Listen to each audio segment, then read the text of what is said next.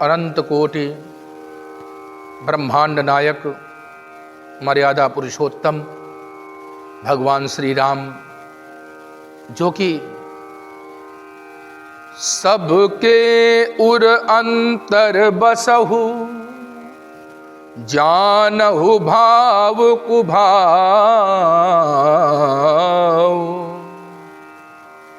सबके हृदय में निवास करने वाले परमात्मा श्री राम जी का चरित्र इतना सुंदर है, जिसको सुन करके कर्ण और आत्मा तृप्त हो जाते हैं। सकल कहीं कब होई काली, बिघन मनावहि देव कुचाली। सारे अयोध्यावासी सोचते हैं कि कब प्रातः काल हो, जिससे भगवान श्री राम राजा बने और हम अपने नेत्रों से उनके उस स्वरूप को देख सकें। परंतु देवताओं को अयोध्या की वे खुशियां अच्छी नहीं लग रही। वे तो परेशान हैं दशग्रीव रावण के अत्याचार से। भगवान श्री राम यदि अयोध्या में ही रह जाएंगे तो रावण का उसके परिवार सहित वध कौन करेगा, जैसा कि भगवान ने हमें आश्वासन दिया था। इस वजह से बिघन मना वही देव कुचाली।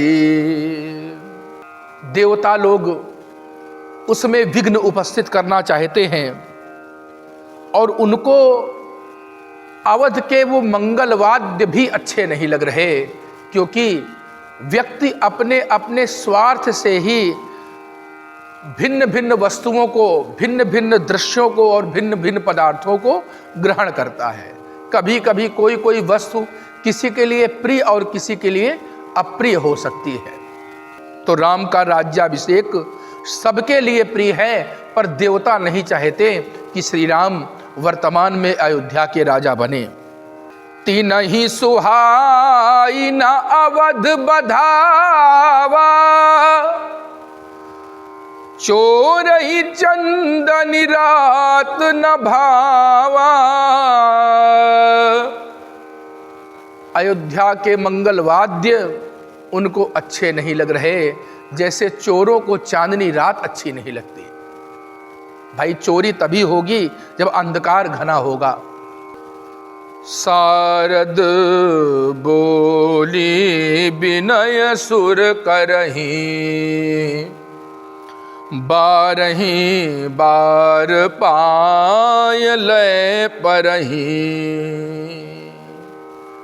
विद्या की और वाणी की अधिष्ठात्री भगवती सरस्वती जी को प्रणाम करते हैं, उनके चरणों में गिर जाते हैं, साष्टांग प्रणाम करते हैं और क्या कहते हैं कि हे माता, हमें आप इस विपत्ति से उबारिए, क्योंकि अब तो निश्चित हो चुका है कि राम अयोध्या के युवराज बनेंगे। माता, यदि ऐसा हो गया तो हम लोग तो बेघर ही रह जाएंगे। आप तो जानती हैं कि दशग्रीव रावण और उसके परिवार ने हमारे सारे सुख संसाधन छीन लिए हैं, हमारा धन, हमारा राज्य, और यहाँ तक कि हम लोग कंदराओं में छिप करके रहते हैं। तो माता, कुछ ऐसा करिए कि जिससे राम राजा न बनने पावे। विपत्ति हमार बिलोक बड़ी, मातु करिए सोया राम। जाहि बन राज तजी होई सकल सुर काज। हम सब विपत्ति के मारे हैं, बहुत समय से प्रतीक्षा कर रहे थे कि श्री राम जी अवतार धारण करके इस भूमंडल का भार उतारेंगे, हमारे जीवन में भी प्रसन्नता आएगी। इसलिए हे माता, हे देवी, आप हम देवताओं के हित में कुछ ऐसा करिए जिससे राम वन चले जाएं। सुनि सूर्य विनय ठाड़ी पछताती, भयऊं सरोज विपिन हिमराती। देवताओं के इस प्रस्ताव को और इस मांग को सुनकर के सरस्वती जी का हृदय भी पश्चाताप की अग्नि में जलने लगा कि अरे, ये लोग तो मुझे भी अपयश का पात्र बनाना चाहते हैं। मैं तो कमल वन के लिए हेमंत ऋतु की रात हो गई हूँ। जैसे हेमंत की रात कमल वन को मुरझा देती है, वैसे ही मैं आज अयोध्या के सुख को नष्ट करने जा रही हूँ। देवता कहते हैं कि हे माता, इसमें आपका कोई दोष नहीं है, ये तो श्री राम ने स्वयं ही सारे विधान रचे हैं, इसलिए इसमें क्यों हर्ष, सुख, दुख, चिंता, उद्वेग इत्यादि ये भगवान श्री राम को अपने वशीभूत नहीं कर सकते हैं। विस्मय हरस रहित रघुराऊ,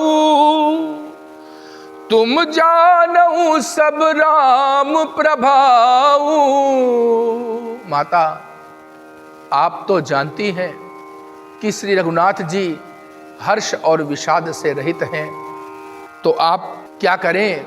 जीव अपने कर्मों के अनुसार ही सुख दुख का फल भोगता है, इस कारण से आपका कोई दोष उसमें नहीं होगा।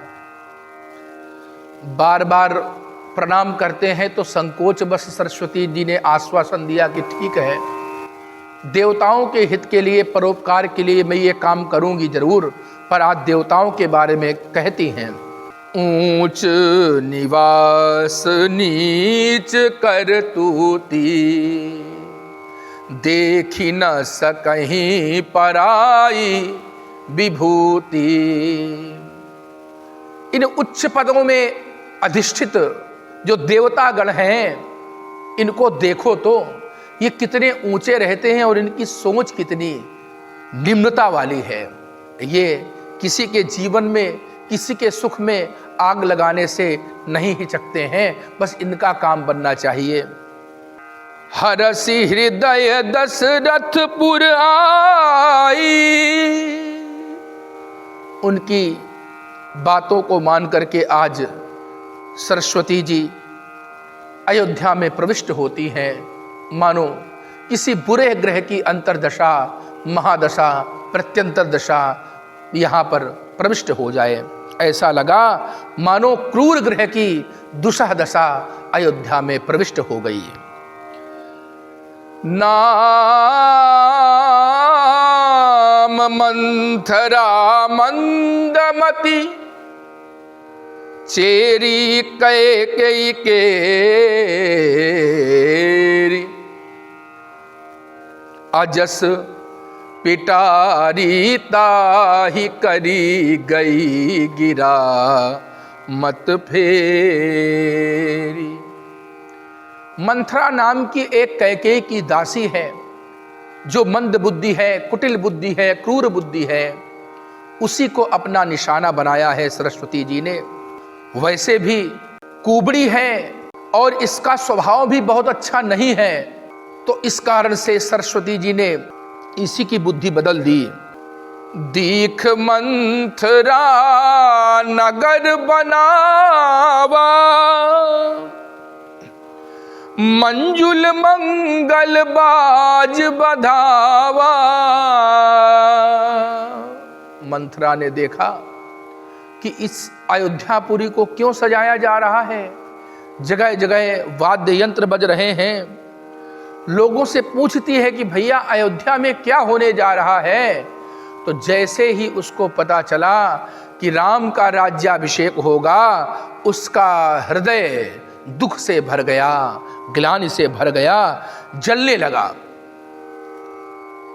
विचार कर रही है कि मैं इस बने बनाए कार्य को कैसे बिगाड़ूं, क्या करूं, राम राजा ना बने।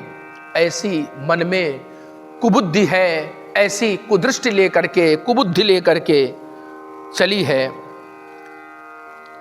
भरतु मातु पहीं गई बिलखानी। रोते बिलखते भरत की माता कैकेयी के पास पहुंचती है तो कैकेयी ने पूछ दिया कि अरे मंथरा, तुम्हारा किसने अनिष्ट कर दिया? कहीं शत्रुघ्न ने तुम्हें कुछ कह तो नहीं दिया? उत्तर नहीं दे रही, लंबी लंबी श्वासें ले रही है और बड़े बड़े मगरमच्छ के आंसू बहा रही है। कैकेयी जी ने कहा कि तुमको लक्ष्मण ने कुछ कहा हो, शत्रुघ्न ने कुछ कहा हो, या किसी ने तुम्हारा कुछ अनिष्ट किया हो? तबहु न बोली चेरी बड़ पापिनी। बारंबार पूछने पर भी नहीं बोलती है। सभय रानी कह रहसी किन। रानी डर गई, उसके उस वेश को देख करके, उस अमंगल वेश को देख करके डर गई और पूछती है कि अरे कुबड़ी, अरे दासी, मंथरा, तुम्हें क्या हो गया है? राम और महाराज दशरथ ठीक तो हैं? लक्ष्मण, भरत, शत्रुघ्न, पूरा परिवार सब कुशल से है? तो उस कुबड़ी के मन में बड़ी ग्लानि हुई और क्या कहती है? कत सिख दे हम ही को माई, गाल करब के ही कर बल पाई। अरे भैया, हमारी कौन सुनेगा यहाँ पर? तुम पूछती हो कि क्या हुआ है? अगर मैं कुछ कहूंगी भी तो मेरी बात इस अयोध्या में मानी जाएगी क्या? राम ही छाड़ कुशल के ही आजू। आज सबसे बड़ा सुख तो राम को है, जिनको राजा बनाया जा रहा है अयोध्या का। आज कौशल्या के विधाता दाहिने हो गया। तुम्हारे भरत परदेश में हैं, अपने मामा के यहाँ गए हैं, तुम्हारे पिता के यहाँ गए हैं। तुम कभी उनके बारे में तो सोचती नहीं हो, और तुमको लगता है कि दशरथ जी मुझे बहुत चाहते हैं, और अगर चाहते हैं तो यह समाचार तुमको क्यों नहीं मिला? तुमको तो बस महलों का सुख अच्छा लगता है। तुमने भूपति माने राजा की कटुता को, राजा की कपटता को और राजा की चतुरता को नहीं भापा।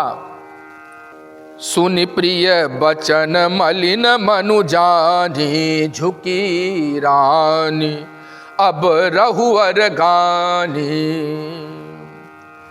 इस प्रकार के अप्रिय वाक्यों को सुनकर के कैकेयी जी के मन में बड़ा कष्ट हुआ और उसने कहा, अरे दासी रुक, तू हमारे घर को फोड़ना चाहती है?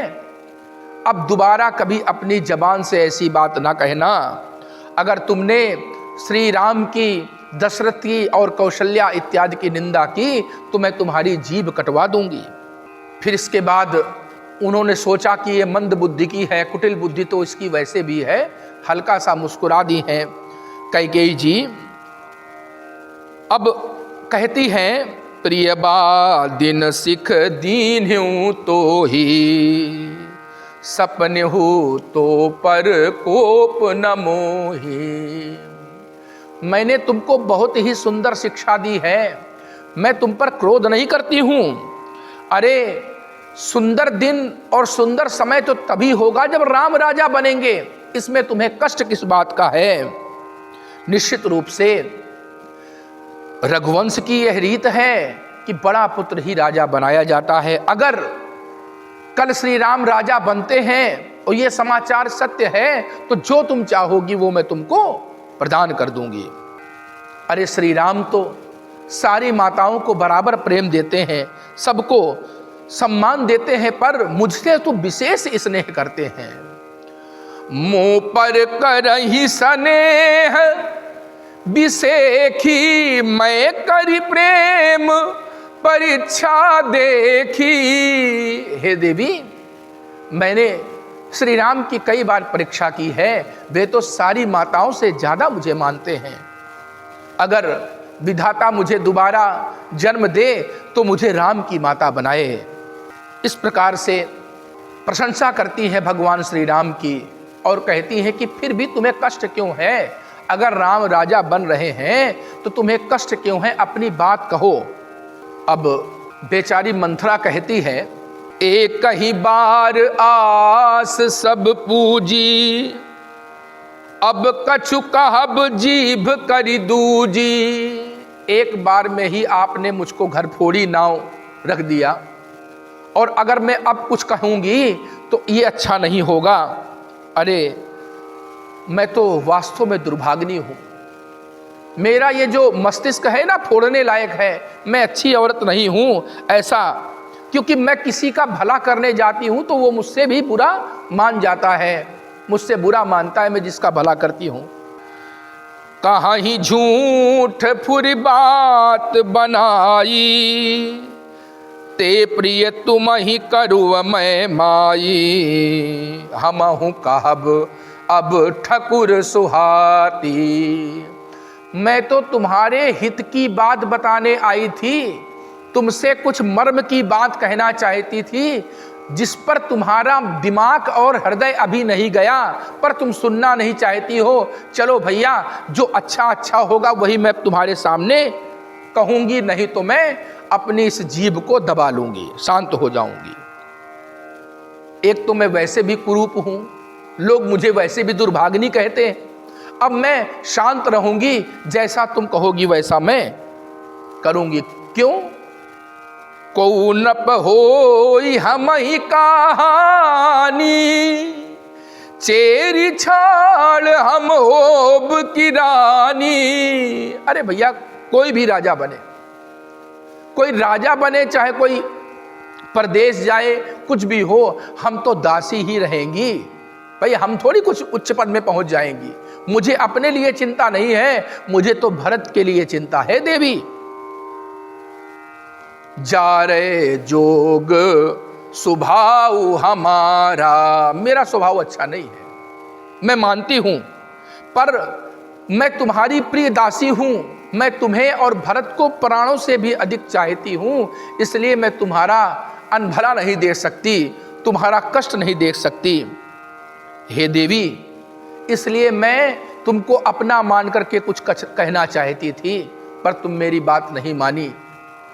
व्यक्ति को चाहिए कि वो हमेशा अपनी बुद्धि पर नियंत्रण रखे, अपने दिमाग पर नियंत्रण रखे, क्योंकि आसपास में कभी कभी कहते हैं ना कि बहुत घिसने से सिल पर परत निशान। अगर बार बार आप किसी की बुराई कहीं करेंगे तो कहीं ना कहीं सामने वाले के हृदय में परिवर्तन हो सकता है। इसलिए व्यक्ति को चाहिए कि अपने ज्ञान चक्षु खुले रखे। ये तो भगवान की लीला है, परंतु इन सब लीलाओं से हमें शिक्षा लेनी चाहिए कि हमें अपने हृदय और दिमाग की बात ही सुननी चाहिए। वैसे तो भगवान श्री राम लीला पुरुषोत्तम हैं, और इनकी जैसे एक राम जन्म एक लीला है, ताटका वध एक लीला है, श्री रामचंद्र जी का विवाह एक लीला है, ऐसे ही वनगमन भी भगवान की एक लीला ही है। भगवान श्री हरि समस्त जीवों का कल्याण करने वाले हैं। भज गोविंदम भज गोविंदम, गोविंदम भज मूढ़ मते प्राप्ते, सन्निहते मरणे नहीं नहीं रक्षति डुक्रिय करणे। अरे मूढ़ मन, तू भगवान का भजन कर, क्योंकि जब मृत्यु का समय आएगा तो कोई भी तेरी रक्षा नहीं कर पाएगा। अंगम गलितम पलितम मुंडम, दशन वीनम जातम तुंडम, वृद्धौ याति गृहीत्वा दंडम, तदपि न मुंचत्याशा पिंडम। अरे अंग गलित हो गए हैं, सिर के बाल सफेद हो गए हैं, गिर गए हैं, दांत गिर गए, मुख टेढ़ा हो गया और शरीर टेढ़ा हो गया है, पर फिर भी आशा टेढ़ी नहीं हुई। आशा तृष्णा ना मरी, मरी मर जाए शरीर। कभी भी आशा और तृष्णा नहीं मरी, इसलिए हे जीव तू हमेशा गोविंद का भजन कर, क्योंकि मृत्यु सन्निकट होने पर फिर संसार में कोई और तेरी रक्षा नहीं कर सकता।